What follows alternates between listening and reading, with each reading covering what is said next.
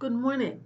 I'm Kathy Randall, past council chair, and I am presenting this seminar on grant writing. I've worked on grants at the Capital Region Education Council for nearly 20 years. In that capacity, I have participated in several grant writing trainings and have presented numerous grant writing workshops, including on the national stage at USA-Canada Leadership Forum.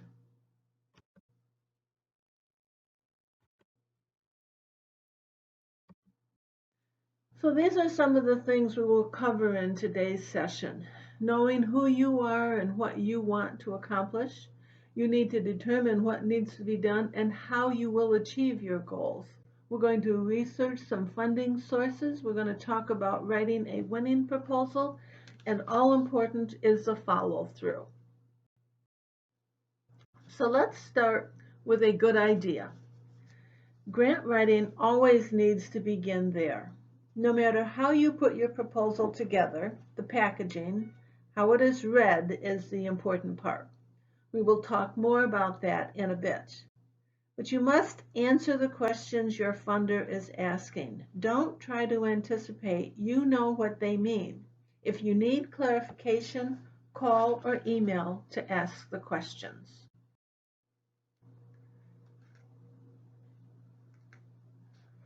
Looking for other grants your funder has awarded is a great way to learn the types of organizations they support. Checking their websites can be the best way to learn past grant awards. Second, checking their IRS Form 990, the tax report for nonprofits, is another way to learn grants they have awarded.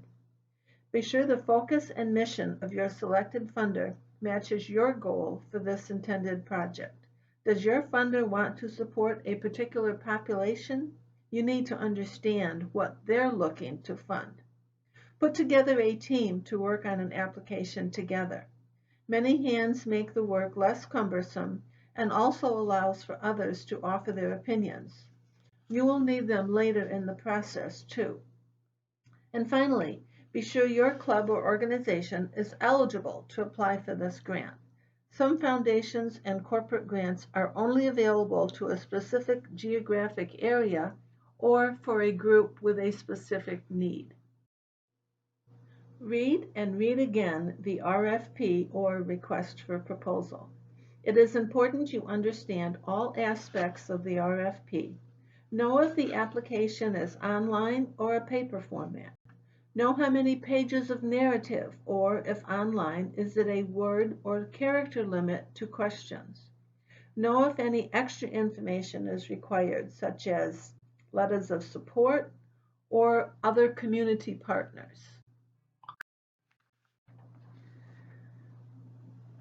When you have your team assembled, create a timeline for development of your grant application. This will help you stay organized and to not lose track of important deadlines. Sometimes a letter of intent is required prior to the application. Sometimes funders set a deadline for submitting questions. These are the things you need to know during your grant development and should be included on your timeline. Following a timeline will help avoid the last-minute rush, which creates problems, and the reviewer will see that. Every RFP includes the criteria by which grant applications are evaluated. Know these criteria and use them to your advantage. Your narrative may have the most points on a scoring rubric, but each section is important. 1 or 2 points can be a deciding factor to fund or not to fund. The reviewers are trained to look for specific areas in your application, the strengths, the weaknesses, and the probability of success. Funders are not interested in funding a project that is not illustrated to accomplish the intended goals. Be sure to follow the directions in the RFP. Specifically, follow the order of the questions or follow the order of the scoring rubric. Do not annoy the reader by making them search for the answers to the questions they are looking for. The summary or abstract may be the most important part of your proposal. If that is not a compelling message, reviewers may not be inclined to read further. I personally will read the summary and the budget first. Then I look for a correlation between them for continuity of the application. It's important that your sections all work together, even if you have different parts of your team writing different sections. Your goal is the big picture of your project, and your objectives need to be SMART. And SMART stands for specific, measurable, achievable, realistic, and time-bound. For example, let's talk about a Lions Club helping to feed the homeless at a local shelter. The goal is to provide sustenance for the homeless in your community. Some objectives aimed to achieve that goal could be working with a local shelter to serve food to the homeless 3 nights a week for 1 week each month until the end of the Lions year. That is specific, it's measurable, it's achievable, it is realistic, and it is time-bound. So then, what might be some activities to support that objective? You might have to schedule Lions for specific nights of serving. You need to collaborate with the shelter on which weeks in the month would be designated to the Lions Club. If cooking the food is involved, you need to schedule the cooking process. Then each objective needs to be evaluated. How will you know you have met your objective and thus supported your goal? All these need to be identified in your proposal. The reviewer will want to know how you are spending the money they are offering in the form of a grant. All along the way, you need to gather data to support your project throughout your activities. Do not wait until the last minute. The reviewer will want to learn how you are intending to complete your project. The description may be a great benefit to your community, but have you identified how you will be successful? You want the reviewer to champion your proposal and recommend funding. When developing your budget, be sure to include all aspects of your project. When you studied the RFP earlier, you will know if any matching funds are required. Be sure to include these costs when describing your budget. It is not unusual for funders to require a 100% match, but 50% or 75% is more common. And be sure all costs in your budget are reasonable. Reviewers will know when you are padding the budget, and they can look up how much items cost just as well as you can. And finally, be sure your budget is calculated correctly. The last thing you want to do is send in a budget that does not add up.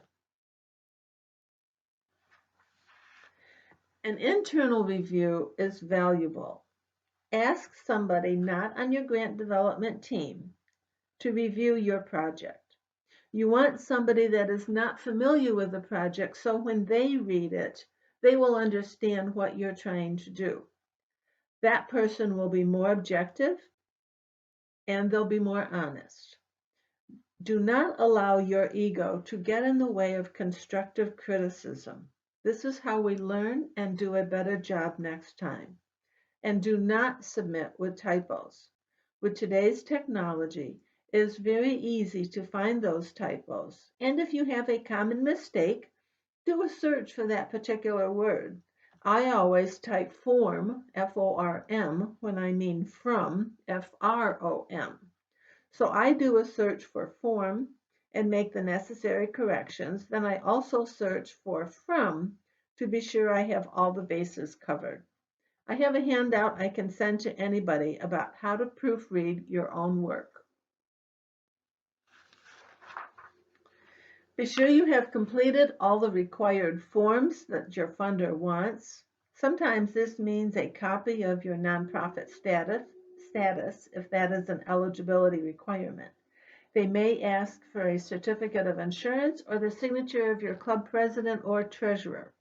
Make sure you have identified the appropriate time in your timeline to gather these important pieces and steps, and do not submit your proposal late.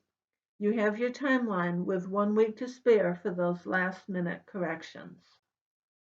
I have known applications that have been submitted 9 seconds after the deadline and it was not even reviewed. Let's talk for a bit about sources of funding.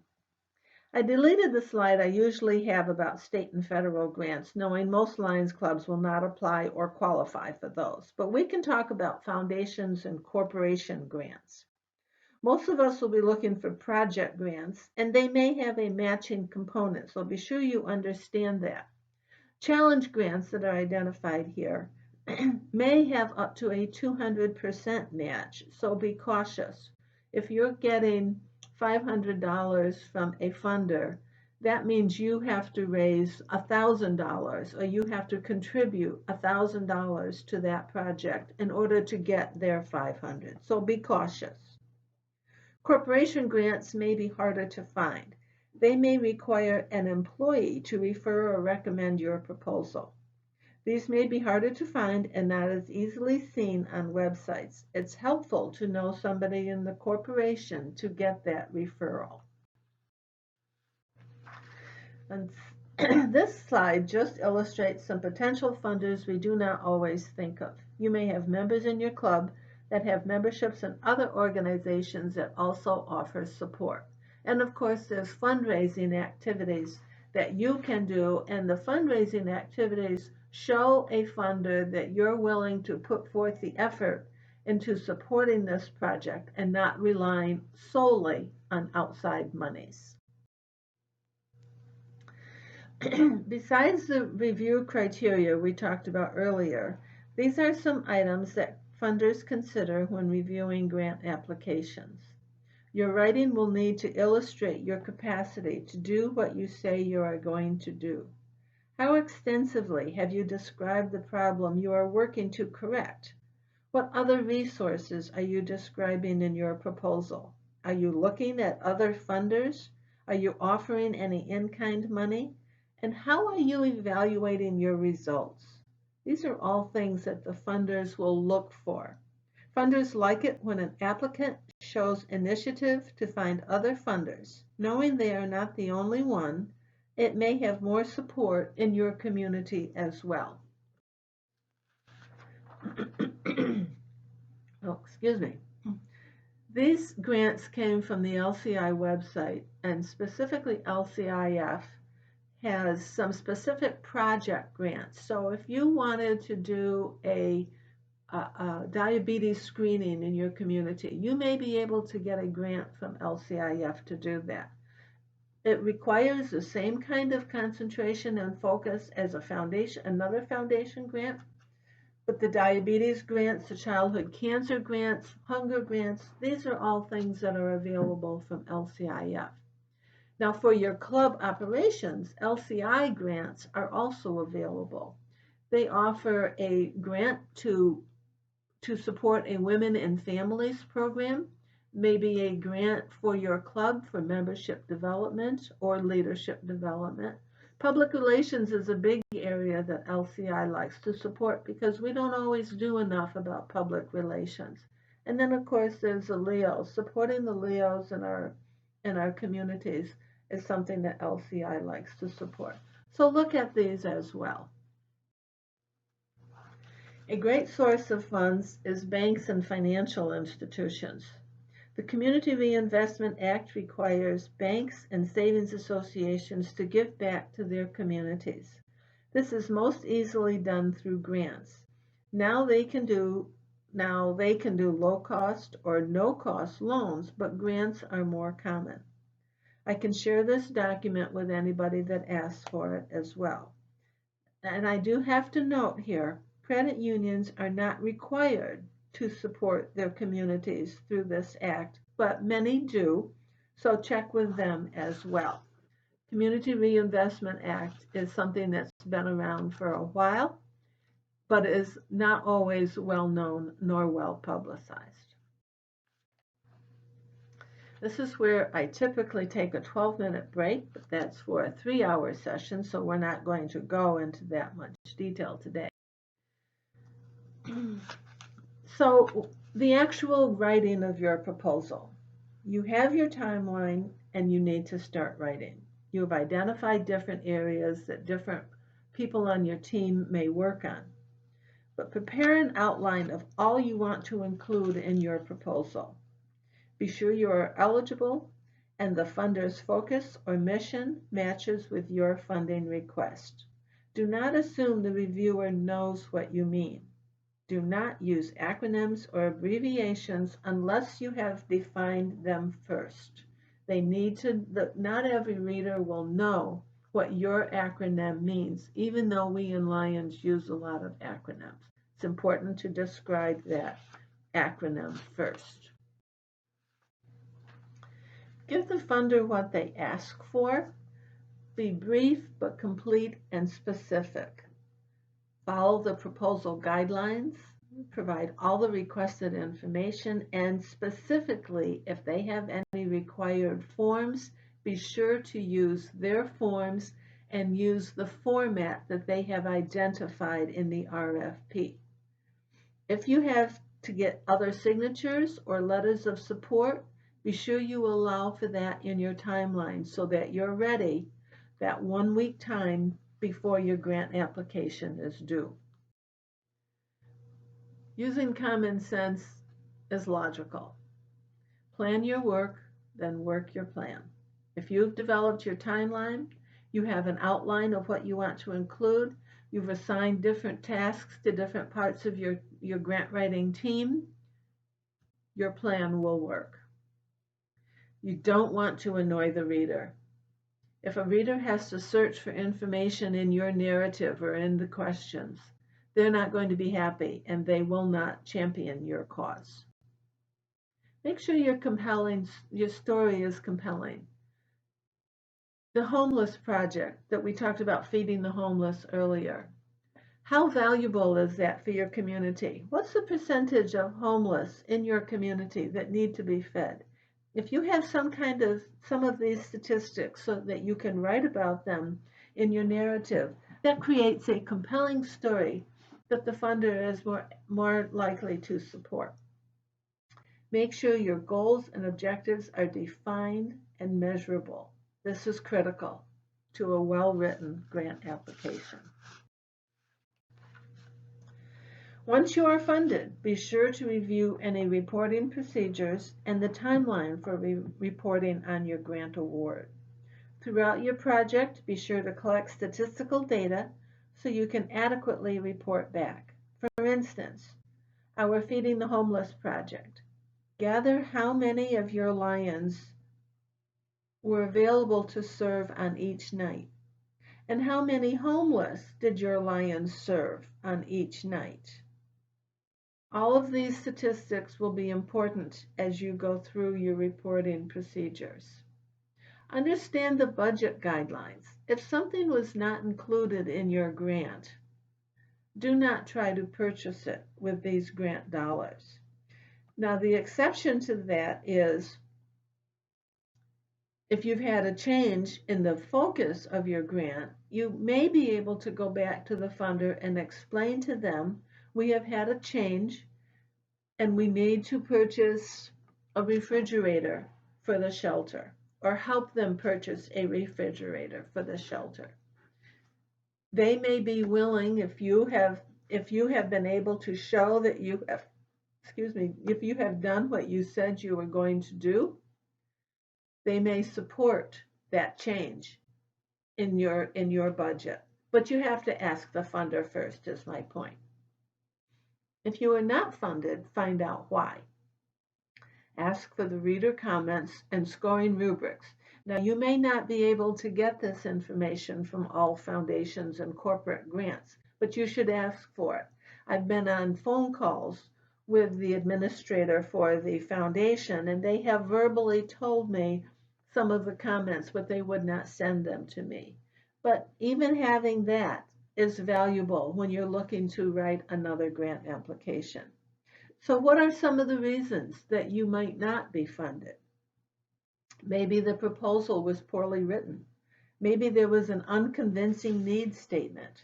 Maybe you did not follow the RFP guidelines, or your objectives are overly ambitious. If there's no partnerships, who's working on this with you? If your organization does not have the capacity to complete this project, if your budget is not well conceived or well written, and if there is an inadequate evaluation plan. Could all be reasons that your proposal was not funded. Organization, knowledge about yourself, knowledge about the funder, and an application has been reviewed by others. These are all things that must happen in any grant application. We do have time for questions, so let me open the chat room for questions now. This is my email. If anybody would like to email me for those documents that I mentioned earlier that I would share, I certainly will do that. Thank you very much.